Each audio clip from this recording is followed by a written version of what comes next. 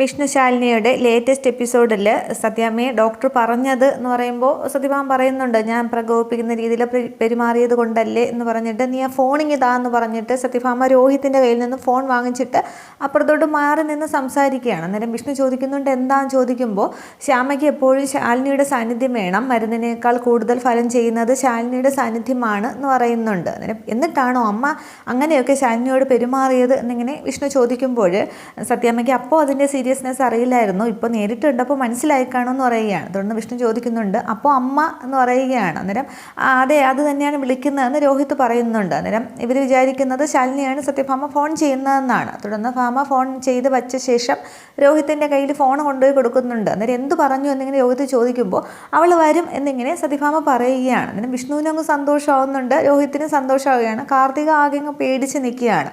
അന്നേരം ശാലിനി വരൂ എന്നിങ്ങനെ വിഷ്ണു ചോദിക്കുമ്പോൾ ഭാമ ചോദിക്കുകയാണ്, ശാലിനിയോ അവളെന്തിനാണ് വരുന്നത്, ഞാൻ ഡോക്ടറെയാണ് വിളിച്ചത്, ധന്യ ഡോക്ടറെ, ഡോക്ടർ വരൂ എന്ന് പറയുകയാണ്. അന്നേരം രോഹിത് വീണ്ടും പറയുകയാണ്, അത് സത്യാമ്മയെ ഡോക്ടർ പറഞ്ഞത് എന്ന് ചോദിക്കുകയാണ്. ശാലിനിയുടെ കാര്യമാണ് രോഹിത് അവിടെ വീണ്ടും പറയാൻ വരുന്നത്. പക്ഷേ സത്യഭാമ സമ്മതിക്കുന്നില്ല. സത്യഭാമയ്ക്ക് അപ്പം അങ്ങോട്ട് ദേഷ്യമൊക്കെ വരികയാണ്. അത് പറഞ്ഞ ഡോക്ടർ തന്നെയാണ്, ഇപ്പോൾ വരും, ധന്യ ഡോക്ടർ വരും, എന്നിട്ട് എന്താണെന്ന് നോക്കാമെന്ന് സത്യഭാമ പറയുമ്പോൾ അപ്പോൾ വിഷ്ണു അങ്ങ് വിഷമമാവുന്നുണ്ട്, രോഹിത്തിനും വിഷമിക്കുകയാണ്. അതിന് കാർത്തികയ്ക്ക് അങ്ങ് ആശ്വാസമാകുന്നുണ്ട്, ഈശ്വര രക്ഷപ്പെട്ടു, പക്ഷേ ശാലിനി ഇവിടെ വന്നു നിന്നാൽ എല്ലാം ആകെ കുഴപ്പമാവുമെന്നും പറഞ്ഞിട്ട് ആശ്വാസത്തോടു കൂടി കാർത്തികയും നിൽക്കുകയാണ്.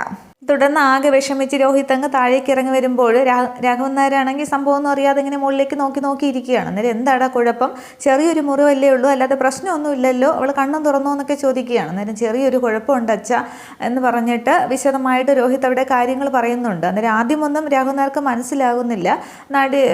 തലച്ചോറിനെ സാരമായിട്ട് ബാധിച്ചിട്ടുണ്ട്, നാഡീവ്യൂഹത്തെ അല്ല നെർവസ് സിസ്റ്റത്തെ കാര്യമായിട്ട് ബാധിച്ചിട്ടുണ്ട് എന്നൊക്കെ പറയുമ്പോൾ നീ എന്താണ് എനിക്ക് നല്ലവണ്ണം മനസ്സിലാക്കി പറയുമ്പോൾ ശ്യാമ ഇപ്പോൾ ഒരു സ്കൂൾ കുട്ടിയുടെ കൊച്ചുകുട്ടിയുടെ മനസ്സിലാണ്, സ്കൂൾ ജീവിതം കഴിഞ്ഞതോ കല്യാണം കഴിച്ചതോ ഒരു കുട്ടി ഉള്ളതോ അവൾക്ക് ഒരു ഓർമ്മയും ഇല്ല എന്ന് പറയുമ്പോൾ നീ എന്താ സിനിമയിലൊക്കെ ഉള്ള ഇതുപോലെ പറയുന്നതെന്ന് രാഘവൻ നായർ വീണ്ടും ചോദിക്കുകയാണ്. അന്നേരം മാനസിക രോഗമൊന്നുമല്ല, ചെറുതായിട്ടൊരു താളം തെറ്റിയതാണ് മനസ്സിന്, ഒരു വീഴ്ചയിൽ നമുക്കെല്ലാവർക്കും സംഭവിക്കാവുന്നതേ ഉള്ളൂ.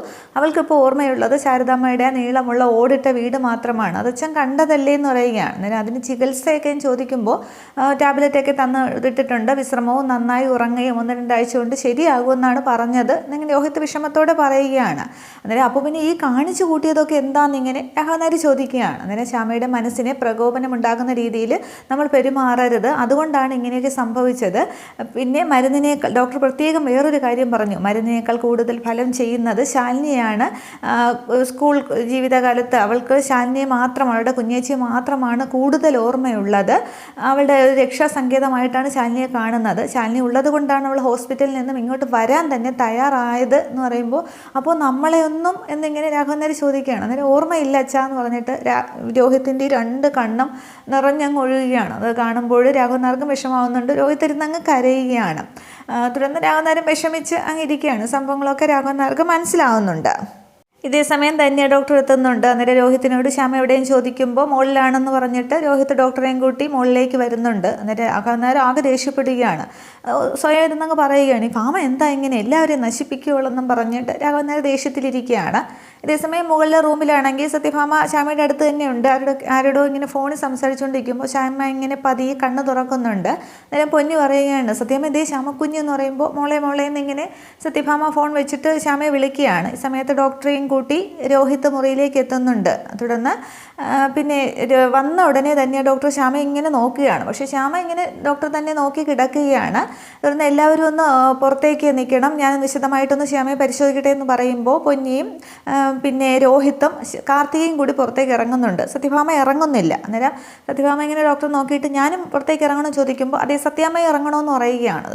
സത്യഭാമയ്ക്ക് അങ്ങോട്ടൊരു ചെറിയ നീരസം ഉണ്ടാക്കുന്നുണ്ട്. എന്നാലും സത്യഭാമയും പുറത്തേക്ക് ഇറങ്ങുകയാണ്. ഇറങ്ങിയ ശേഷം ഡോക്ടറാണെങ്കിൽ ശ്യാമയുടെ അടുത്ത് നിന്നും വന്ന് അകത്ത് നിന്നും വാതിലങ്ങ് അടച്ച് കുറ്റിയിടുകയാണ്. അതിങ്ങനെ സത്യഭാമ ശ്രദ്ധിക്കുന്നുണ്ട്. എന്നിട്ട് അവർ ആകെ ടെൻഷനിലൂടെ പുറത്ത് നിൽക്കുകയാണ്. തുടർന്ന് ഡോക്ടറാണെങ്കിൽ ഇങ്ങനെ കസേരയിലേക്ക് വന്നിരുന്നിട്ട് കൂളായിട്ടങ്ങ് സംസാരിക്കുകയാണ്. എന്താ ശ്യാമ ഇത്, നീ അഭിനയിക്കുകയാണെന്ന് പറഞ്ഞപ്പോൾ ഇങ്ങനെ അഭിനയിച്ചങ്ങ് തകർത്തോ, ഞാനപ്പോൾ ചെറിയൊരു വായിൽ തോന്നിയൊരു കള്ളം പറഞ്ഞതേ ഉള്ളൂ, നീ സ്കൂൾ കുട്ടിയാണ്, നിന്നെ കുഞ്ഞേച്ചിയെ മാത്രമേ ഓർമ്മയുള്ളൂ എന്നൊക്കെ. ഇപ്പോൾ നീ സത്യാമ്മയുടെ കഴുത്തിന് പിടിച്ച് ഞെക്കിയതും തുണി കൊണ്ടുപോയി തലയിടിച്ചതും കുറച്ചൊക്കെ ഓവറായിപ്പോയി, ഇനി ഇതൊന്നും വേണ്ട എന്ന് പറയുകയാണ്. എന്ന് പറഞ്ഞിട്ടും ശ്യാമ ഇങ്ങനെ സ്റ്റഡി ആയിട്ട് കിടക്കുക. കിടക്കുന്നതേ ഉള്ളൂ, കണ്ണ് മാത്രം അങ്ങോട്ടും ഇങ്ങോട്ടും ചലിപ്പിക്കുന്നുണ്ട്.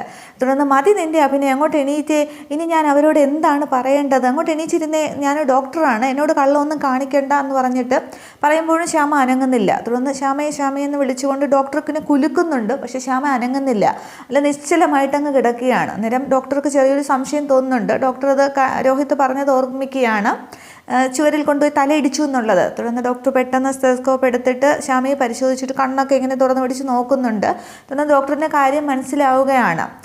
തുടർന്ന് പറയുന്നുണ്ട്, കുറച്ച് മുമ്പേ പറഞ്ഞത് ഇപ്പോൾ അറം പറ്റുന്ന പോലെ ആയല്ലോ, നീ അറിയാതെ തൂണിലേക്ക് കൊണ്ടുവന്ന് തലയിടിച്ചപ്പോൾ അറിയാതെ നിൻ്റെ നാഡീവ്യൂഹത്തിന് നെർവസ് സിസ്റ്റത്തിന് കാര്യമായ ഇപ്പോൾ തകരാറ് വീണ്ടും സംഭവിച്ചിരിക്കുകയാണല്ലോ ഈശ്വര എന്നും പറഞ്ഞ് ഡോക്ടർ അങ്ങ് വിഷമിക്കുകയാണ്. അന്നേരം ശ്യാമയ്ക്ക് പാർഷ്യലി പാരലൈസ്ഡ് ആണ് എന്നുള്ളത് അവിടെ സത്യം തന്നെയാണ്. ഇവർ വെറുതെ ശ്യാമ അവിടെ ഇപ്പോൾ അഭിനയിക്കുന്നതല്ല, ആദ്യം അഭിനയിച്ചെങ്കിലും പിന്നീടുള്ളത് ശ്യാമയുടേത് അഭിനയമൊന്നും അല്ല.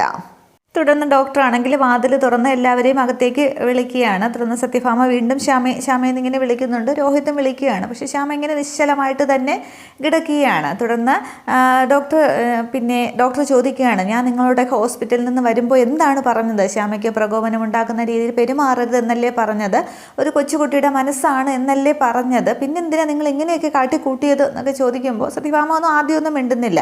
തുടർന്ന് ഇപ്പോൾ ശ്യാമയ്ക്ക് എന്താ കുഴപ്പം എന്നിങ്ങനെ ഭാമ ചോദിക്കുമ്പോൾ ഞാൻ ഭയന്നത് പോലെ തന്നെയാണ് സംഭവിച്ചിരിക്കുന്നത്, ശ്യാമ പ്രകോപിപ്പിച്ചാൽ കൂടുതൽ വയലൻ്റ് ആവും, കൂടുതൽ വഷളാവുമെന്ന് ഞാൻ പറഞ്ഞില്ലേ, അതുപോലെ തന്നെ ഇപ്പോൾ സംഭവിച്ചു. ഷീ ഈസ് പാർഷ്യലി പാരലൈസ്ഡ് എന്ന് പറയുമ്പോൾ ഭാഗ്യമായി തളർന്നു എന്നിങ്ങനെ പറയുമ്പോൾ എല്ലാവരും ഇങ്ങനെ അന്തം വിട്ട് നോക്കുകയാണ്. തുടർന്ന് രോഹിത്തിനങ്ങ് ആകെ വിഷമാവുന്നുണ്ട്. ഈ സമയത്ത് വിഷ്ണുവും ആ വയ്യാത്ത കാലും കൊണ്ട് മുകളിലേക്ക് കയറി വന്ന് ആ വാതിൽക്കൽ നിൽക്കുന്നുണ്ട്. കാർത്തികയും പൊന്നിയും ഒക്കെയുണ്ട്. തുടർന്ന് അതിന് ചികിത്സയില്ലേ എന്നിങ്ങനെ ചോദിക്കുകയാണ്. അതിന് ചികിത്സയൊക്കെ ഉണ്ട്, ഭാഗ്യമായി തളർന്നിരിക്കുകയാണ്. പക്ഷേ ശ്യാമയ്ക്ക് കേൾക്കാം, വന്ന് സംസാരിക്കാം, ഭക്ഷണമൊക്കെ കഴിക്കാം, വേറെ കുഴപ്പമൊന്നുമില്ല. പക്ഷേ നന്നായിട്ട് നടക്കാനോ അങ്ങനെ എഴുന്നേറ്റിരിക്കാനോ സാധിക്കില്ല എന്നേ ഉള്ളൂ എന്ന് പറയുകയാണ്. ഇതിന് ചികിത്സയും ചോദിക്കുമ്പോൾ ഞാൻ പറഞ്ഞ മെഡിസിൻസ് ഒക്കെ തന്നെയാണെന്ന് പറയുന്നുണ്ട്. അതെല്ലാം സത്യമ്മ കൊടുത്തില്ല, ഞാൻ പറഞ്ഞ പ്രധാനപ്പെട്ട മെഡിസിൻസ് നിങ്ങൾ ലഭ്യമാക്കിയില്ലേ എന്ന് ചോദിക്കുകയാണ്. അന്നേരം രോഹിത്തിനോട് ചോദിക്കുന്നുണ്ട്, മരുന്നെല്ലാം വാങ്ങിച്ചില്ലേ, കറക്റ്റായിട്ട് വാങ്ങിച്ചില്ലേ എന്ന് ചോദിക്കുമ്പോൾ എല്ലാം വാങ്ങിച്ചു സത്യമ്മ എന്ന് പറയുകയാണ്. അന്നേരം ഡോക്ടർ പറയുകയാണ്, ഞാൻ പറഞ്ഞ പ്രധാനപ്പെട്ട മെഡിസിൻ എന്താണെന്ന് പറഞ്ഞില്ലേ സത്യമ്മ, അത് നിങ്ങൾ കറക്റ്റ് ആക്കാനായിട്ട് ശ്രമിച്ചില്ലല്ലോ എന്ന് പറയുകയാണ്. ശ്യാമയ്ക്കിപ്പോൾ അവളുടെ കുഞ്ഞേച്ചിയെ മാത്രമാണ് ഓർമ്മ എന്ന് പറഞ്ഞിട്ട് ഡോക്ടർ ഇങ്ങനെ കസേരയിലേക്ക് ഇരുന്നിട്ട് ശ്യാമയെ മോളെ ശ്യാമയെന്നൊക്കെ വിളിക്കുകയാണ്. അന്നേരം ശ്യാമ വിളി കേൾക്കുന്നില്ല. ശ്യാമ എന്നല്ലേ മോളെ പേര് എന്നൊക്കെ ചോദിക്കുമ്പോൾ ഒന്നും മിണ്ടുന്നില്ല. തുടർന്ന് ശ്യാമയ്ക്കിപ്പോൾ എന്താ വേണ്ടത് എന്ന് ചോദിക്കുമ്പോൾ കുഞ്ഞേച്ചി എന്നിങ്ങനെ പറയുകയാണ്. അത് മാത്രമാണ് ശ്യാമയോടെ പറയുന്നത്. അന്നേരം ഡോക്ടർ എഴുന്നേറ്റിട്ട് പറയുകയാണ്, ഞാൻ പറഞ്ഞില്ലേ സത്യമ്മേ, ശാലിനിയുടെ സാന്നിധ്യമാണ് മരുന്നുകളേക്കാൾ കൂടുതൽ ഫലം ചെയ്യുന്നത്, മറ്റു മെഡിസിൻസ് ഒക്കെ സപ്ലിമെൻ്ററി മാത്രമാണ് ശാലിനിയോടൊപ്പം ഫലം ചെയ്യുന്നവ എന്ന് പറയുമ്പോൾ സത്യഭാമയ്ക്ക് അങ്ങോട്ട് ദേഷ്യം വരുന്നുണ്ട്. ഭാമ ചോദിക്കുകയാണ്, അപ്പോൾ ഡോക്ടർ പറഞ്ഞത് ശ്യാമ ഏതോ ഒരു കുട്ടിക്കാലത്ത് ഏതോ ഒരു പോയിന്റിലാണ് ശാലിനിയെ മാത്രമേ ഓർമ്മയുള്ളൂ, നമ്മളെ ആരെയും ഓർമ്മയില്ല എന്നല്ലേ. അന്നേരം അതേന്ന് പറയുകയാണ്. അപ്പോൾ രക്ഷാസങ്കേതമായിട്ടുള്ള ആളുണ്ടെങ്കിൽ അസുഖം ഭേദമാകുമെന്നല്ലേ. അന്നേരം അതേന്ന് പറയുമ്പോൾ സത്യഭാമ ചോദിക്കുകയാണ്, അപ്പോൾ ശാലിനി രക്ഷാസങ്കേതമായിട്ടുള്ള ആൾ ശാലിനി മരിച്ചു പോയെങ്കിൽ അടുത്ത ചികിത്സ എന്താ എന്ന് ഞാൻ ചോദിക്കുമ്പോൾ അമ്മയെന്നിങ്ങനെ ദേഷ്യത്തോടു കൂടി വിഷ്ണു വിളിക്കുകയാണ്. അന്നേരം ഭാമ പറയുന്നുണ്ട്, കൊള്ളണ്ട, ഞാൻ കാർത്തിക എന്നല്ല പറഞ്ഞത്, ശാലിനി എന്നാണ് പറഞ്ഞത് എന്ന് പറയുമ്പോൾ വിഷ്ണു പിന്നെ ഒന്നും മിണ്ടുന്നില്ല. തുടർന്ന് വീണ്ടും ഈ ഡോക്ടറോട് ഭാമ ചോദിക്കുന്നുണ്ട്, ഡോക്ടർ ഉത്തരം പറയണം,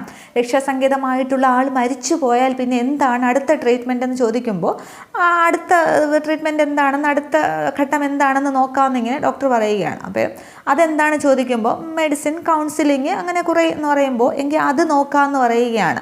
അന്നേരം സത്യാമ്മയെന്ന് ഇങ്ങനെ ഡോക്ടർ വിളിക്കുമ്പോൾ ഡോക്ടർക്ക് ചികിത്സ നിർദ്ദേശിക്കാനുള്ള അവകാശം മാത്രമേ ഉള്ളൂ. ഏത് ചികിത്സ വേണമെന്നുള്ളത് പേഷ്യൻറ്റിൻ്റെ ബന്ധുക്കളും സ്വന്തക്കാരും ഒക്കെയാണ് തീരുമാനിക്കുന്നത് എന്ന് പറയുകയാണ്. തുടർന്ന് ഇനിയൊന്നും ഡോക്ടർക്ക് പറയാനില്ലല്ലോ എന്ന് ചോദിക്കുമ്പോൾ ഇല്ലെന്ന് പറയുകയാണ്. അന്നേരം എങ്കിൽ ഡോക്ടർക്ക് പോകാം, ഞാൻ എന്തെങ്കിലും ഉണ്ടെങ്കിൽ വിളിപ്പിക്കാം എന്ന് പറയുകയാണ്. ഡോക്ടർ അങ്ങ് വല്ലാതെ ആകുന്നുണ്ട് ഈ ഒരു സംസാരത്തിൽ, സത്യഭാമയുടെ അഹങ്കാര സംസാരത്തിൽ. രോഹിത് അങ്ങ് ആകെ വിഷമിക്കുകയാണ്, വിഷ്ണു വിഷമിക്കുന്നുണ്ട്. പക്ഷേ കാർത്തികയ്ക്കാണെങ്കിൽ അങ്ങ് ആശ്വാസമാവുകയാണ്. പൊന്നു വരെ വിഷമിച്ച് നിൽക്കുകയാണ്. തുടർന്ന് രോഹിത്തിനോട് രോഹിത്തെ പിന്നെ ഡോക്ടർക്ക് ഫീസ് കൊടുത്ത് പറഞ്ഞു വിട് എന്ന് പറയുമ്പോൾ സത്യാമ്മയെന്ന് ഇങ്ങനെ ദയനീയമായിട്ട് രോഹിത്തെ വിളിക്കുകയാണെന്നുണ്ട്. ശാലിനിയെ കൊണ്ടുവരണമെന്നുള്ളൊരു ആഗ്രഹം തന്നെയാണ്. ശ്യാമയുടെ അവസ്ഥ കണ്ടിട്ട് ഒട്ടും രോഹിത്തിന് സഹിക്കാനായിട്ട് സാധിക്കുന്നില്ല. അന്നേരം ഞാൻ ഫീസ് കൊടുത്ത് പറഞ്ഞു വിടാനാണ് പറഞ്ഞത് എന്നിങ്ങനെ ദേഷ്യത്തോടു കൂടി ഭാമ പറയുമ്പോൾ രോഹിത്തിന് അവിടെ അനുസരിക്കാതിരിക്കാൻ പറ്റുന്നില്ല. ഡോക്ടർ ബാഗും എടുത്ത് ഇറങ്ങുന്നുണ്ട്. അന്നേരം എന്താണെന്നിങ്ങനെ രോഹിത്തിനോട് വീണ്ടും ചോദിക്കുമ്പോൾ രോഹിത്തും അങ്ങ് ഡോക്ടറുടെ പിറകെ പോകുന്നുണ്ട്. എന്നാൽ വിഷ്ണു അങ്ങ് രോഹിത്തിനെ നോക്കിക്കൊണ്ട് നിൽക്കുകയാണ്. വിഷ്ണു രോഹിത്തിൻ്റെ സങ്കടകരമായ അവസ്ഥ കണ്ടിട്ട് തുടർന്ന് വിഷമിച്ച് നിൽക്കുന്നുണ്ട്. ശ്യാമ ഇങ്ങനെ അതേപോലെ സ്റ്റഡി ആയിട്ട് കിടക്കുകയാണ്. ഭാമ ഇങ്ങനെ ഇരിക്കുന്നുണ്ട്. ഇത്രയുമേ പുതിയ എപ്പിസോഡിൽ കാണിക്കുന്നുള്ളൂ. പക്ഷേ അടുത്ത പ്രൊമോയിൽ വന്നിട്ടുള്ളത് ശാലിനി വരുന്നുണ്ട്. ശാലിനി ശ്യാമയുടെ ചികിത്സയ്ക്കായിട്ട് ശ്യാമയെ നോക്കാൻ എന്നാണ് വരുന്നുണ്ട്. അപ്പോൾ അത് രോഹിത്ത് കൂട്ടിക്കൊണ്ട് വരുന്നത് തന്നെയാണ്. റീമേക്കിൽ അങ്ങനെയാണ്. സത്യഭാമയെ ധിക്കരിച്ചുകൊണ്ട് രോഹിത്ത് തൻ്റെ ഭാര്യയ്ക്ക് വേണ്ടി, തൻ്റെ കുഞ്ഞിൻ്റെ അമ്മയ്ക്ക് വേണ്ടിയിട്ട് രോഹിത്ത് ശാലിനിയെ കൂട്ടിക്കൊണ്ട് വരിക ചെയ്യും. ഇനിയാണ് തുടർന്നുള്ള എപ്പിസോഡുകളും കാർത്തികയുടെ പേടിയൊക്കെ നടക്കുന്നതും മധുശ്രീക്കും ഭാമയ്ക്ക് വരെ പണി കിട്ടുന്ന എപ്പിസോഡുകളൊക്കെ ഇനിയാണ്. ഇതൊക്കെ നമുക്ക് കാണാം. വീഡിയോ ഇഷ്ടമായെങ്കിൽ എല്ലാവരും ഒന്ന് ലൈക്ക് ചെയ്ത് കമൻറ്റ് ചെയ്യുക. Okay, thank